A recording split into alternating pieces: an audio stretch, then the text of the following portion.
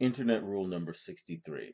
If it exists as a male character, eventually someone is going to make a female version of it, whether they should or not. I'm Ed Bo. Welcome to Ed Reviews. This is my review of Ghostbusters, the other one.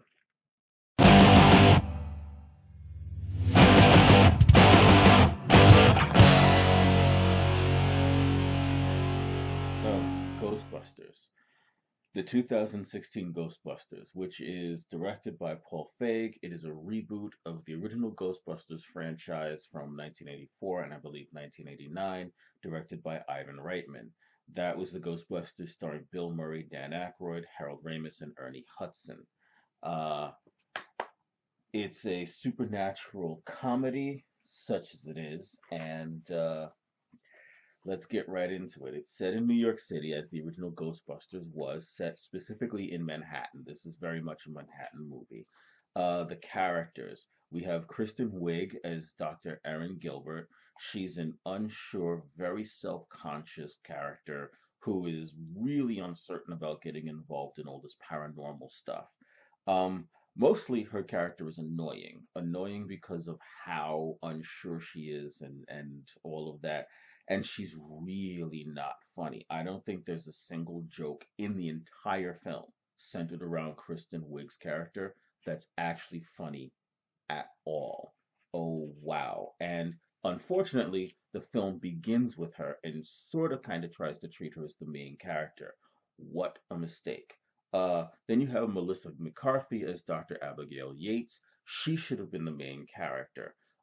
She doesn't stand out in the movie, but she's good in the movie, and her character is probably the most consistently funny character who has some kind of direction she's trying to go in the story.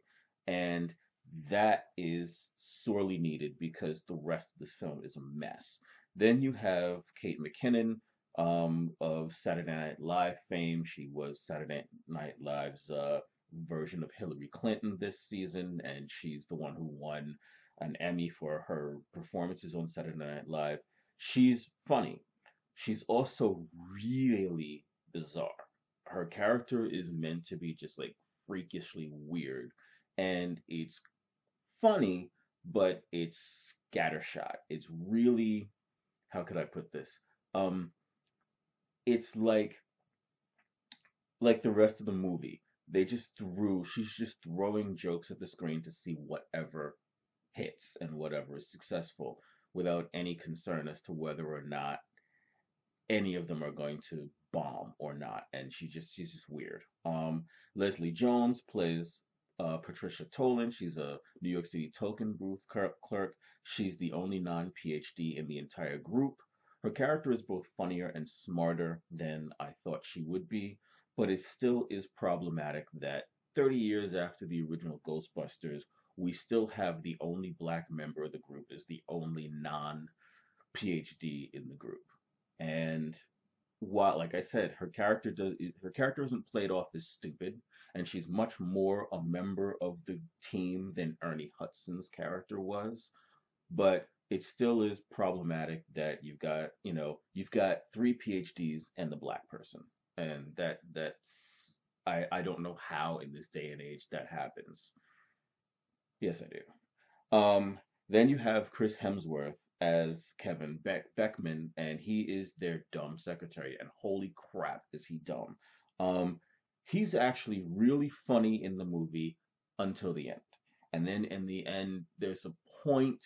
I don't want to give any spoilers away where he isn't funny at all, and almost nothing works in the end, so it's not really his fault.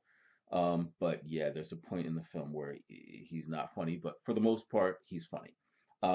Then you have Neil Casey as Rowan North. He's your villain. I don't want to give too many spoilers away. He's okay. He's not great, but he is okay. The beginning of the film. The beginning of the film is weak and unfunny. It takes way too long to get into it. Their version of the library scene is this mansion scene, and it's really not funny. It takes a whole lot more time to get into the good stuff than the original Ghostbusters movie did. And falls flat. Then it jumps straight into Kristen Wiig's character. And like I said, nothing that happens with Kristen Wiig's character is funny. And it spends way too much time with her doing dumb jokes that are both boring and, I can't say it enough, unfunny. The middle, the story picks up and the humor picks up. There are parts that are genuinely funny. There are parts that are not. In the middle of the film, the funny does outweigh the unfunny um, by a bit. It's not, like it's about 75 to 25 as to how many jokes land and how many jokes fall flat. The problem is that the bad jokes are not just jokes that aren't funny. Some of them are just, they're actually painful. Um, the end of the movie, the good and the bad switch places. The really bad jokes, the worst jokes in the film, other than Kristen Wiig's jokes at the beginning, the worst jokes in the film are at the end. There's a point at the end when I was amazed at how bad the writing was. It was astonishing at how bad the writing was, and very, very, very few jokes work at the end. Um, so the upside is some parts do work. If you heard the movie just plain sucks, the movie's a little bit funnier than you think it is. Some jokes genuinely land, and Melissa McCarthy's character is relatively consistent throughout. Um, the downside, the film has a really slow start. Kristen Wiig is everything she does is in the downside of this movie. And I don't actually dislike Kristen Wiig, but in this movie, oh my God, she's horrible in this movie. And all of the writing surrounding her is horrible in this movie. And along in the downside, also, some jokes in this movie are jaw-dropping in how bad they are. They're not just unfunny. They're not offensive. They're just stupid.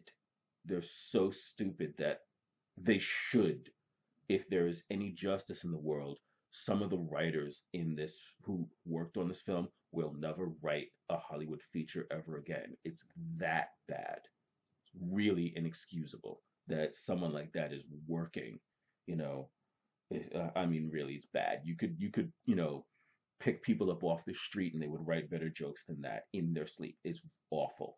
The other part of the downside is, once again, we have a special effects movie that ends with the big vortex in the sky. We had the same thing in, well, the original Ghostbusters did it. Um, Suicide Squad did it. Doctor Strange did it. Every movie set in the modern world where they have to fight some supernatural bad guy, um, they have a tendency to fall back on the big vortex in the sky, and the heroes have to do something to close the vortex. You have to close the vortex. You have to close the rift, whatever. And it's just it. We've seen it a million times.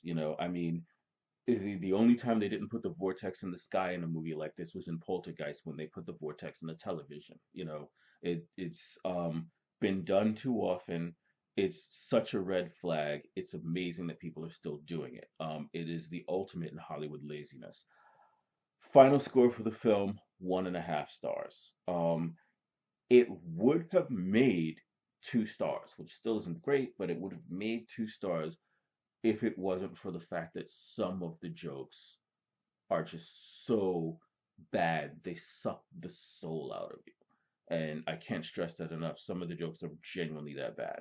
So, Ghostbusters, the female Ghostbusters, 1.5 stars. I saw it, so you don't have to, and believe me, you don't want to. Even on a boring Saturday afternoon, you don't want to. I'm Ed Bow, and thanks for watching.